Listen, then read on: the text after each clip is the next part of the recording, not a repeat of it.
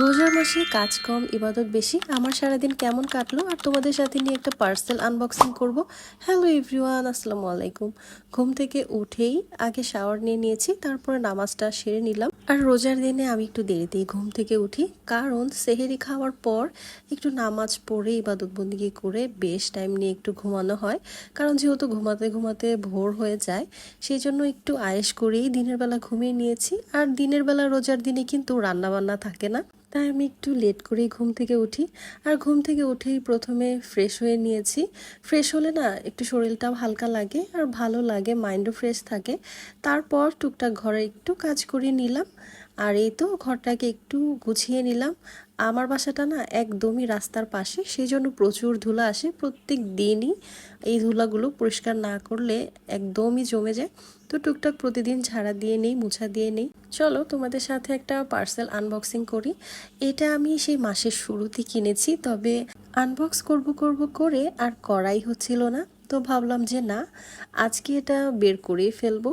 তো এই তো আমি এখানে স্পাইসি জার নিয়েছিলাম, তার সাথে কিন্তু একটা কি হোল্ডারও আমি ফ্রি পেয়েছি।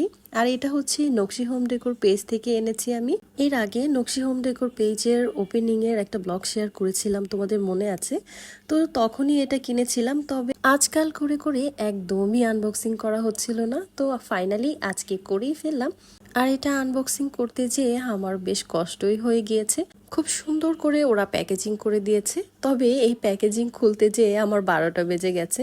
কাছের জার, তাই হয়তো তারা আরো ভালোভাবে এটা র্যাপিং করে দিয়েছে। তবে খুলতে আমার বেশ কষ্টই হয়ে গিয়েছে। তবে কষ্ট হলেও এটা ভালো লাগছে যে ওদের প্যাকেজিংটা কিন্তু খুবই সুন্দর। আর এই তো কি হোল্ডারটা কিন্তু আমি সম্পূর্ণ ফ্রি পেয়ে গিয়েছি। কি হোল্ডারটা এত ভালো লেগেছে আমার কাছে। আর স্পাইসি জারগুলো কিন্তু খুব ভালো ছিল, খুব কোয়ালিটিফুল ছিল।